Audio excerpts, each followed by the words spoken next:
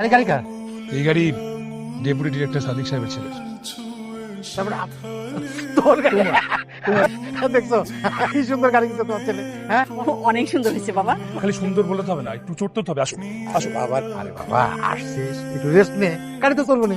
না না, রেসিভ করে নিবো, তুমি চলো আসো। পরে চলবো। না না, নতুন গাড়ি বাস হয়ে যাবে। আরে একটু রেস্ট নে তারপরে যা। তোমার রেস্ট আমি বাবাকে একটু গাড়ি দিয়ে আসবো। দেখছো পাগল। খুব সুন্দর হয়েছে রে। দাদা ভাই দেখছো না এটা কার গাড়ি? কার গাড়ি? আরে আমার ছেলে স্বামীর গাড়ি। সুন্দর হয়েছে না? সুন্দর হয়েছে। কি করে এই যে দেখো আমার ছেলে স্বামী গাড়ি কিনছে, নতুন গাড়ি। আমি যেটা পারি নাই সেটা আমার ছেলে করে দেখাইছে, বুঝছো? সে তো ঢাকায় থাকে, বড় চাকরি করে, অনেক টাকা বেতন পায়, বুঝছো? এই যে সুন্দর গাড়ি কিনছে। তো তোমরা চা খাও। হ্যাঁ এই বিল কিন্তু আমি দেবো। আজকে মন আমার খুব খুশি, বুঝছো? হ্যাঁ যাই গ্রামটা একটু ঘুরে দেখি। হ্যাঁ ছেলের সাথে বেরিয়েছি বাপটা, গ্রামটা একটু ঘুরি। হ্যাঁ ঠিক আছে তারা ভাই। হ্যাঁ চলো বাবা। কেমন লাগছে? ভালো। সন্তান যখন ভালো থাকে, অনেক বড় কিছু করে, তখন নিজেকে সফল মনে হয় যে বাবা হিসেবে আমি সার্থক।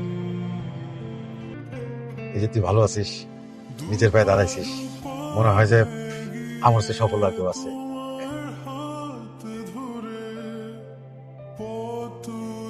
তোমাকেও যে সেদিন একটা কথা বললাম না, স্বামী একটা বাইক কিনতে চায়, সেটার কত দূর কি করলা? বাইক লাগবে কেন? ওর ভার্সিটি তো কাছে, আর বাইক একটা রিস্কি জিনিস। খোদা না করুক যে কোনো সময় একটা বড় বিপদ হতে পারে। আবার কিছু হবে না। আমি সুজনের বাইক দিয়ে বাইক চালানো শিখছি, আমি খুব ভালো বাইক চালাই। বাইক এখন হবে না। থাক, ছেলেটা যখন শখ করছে তখন একটা কিনে দাও না। এই ছেলের হয়ে কথা বলবো না, যেটা বুঝো না সেটা নিয়ে একদম কথা বলবো না। আমার কিছু হবে না, তুমি সাবধানে চালাবো।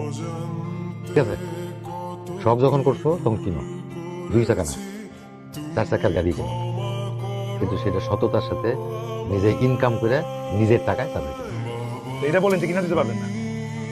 সবসময় সততা করেন। আপনি এত বড় অফিসার ছিলেন, অথচ আপনার নিজের অফিসারগুলো ছেলে পেলে বাইক চালায়। আর আপনি এত বড় অফিসার ছিলেন, তারপর আপনার ছেলে শখ পূরণ করতে পারেন না। আসেন সততা নিয়ে আসেন। একদম একদম বাজে কথা বলবি না। বাজে কথা কি বলবো? তুই সততা কি বুঝিস? চুপ কর, এভাবে কথা বলছিস কেন? বেয়াদব কোথাকার। বাবার সাথে কিভাবে কথা বলতে হয় জানিস না? শিখিস না কি? একটা বাইকের জন্য তুই বাবার সাথে এইভাবে কথা বলছিস? সততা নিয়ে কে আসেন। লাগে? দেখছো কিরকম বেয়াদব হয়েছে? দেখছো? সরি বলতেছিস কেন? কষ্ট দিয়েছি। আমি বুঝি নাই বাবা, বিশেষ করে বুঝি নাই। তুমি প্লিজ আমাকে মাফ করে দেবেন। কি বলিস তুই? কষ্ট নিও না। শোন, ছেলের কোনো দোষ বাবারা মনে রাখে না। তুই এখন বড় হয়েছিস, বিয়ে শাদী করছিস,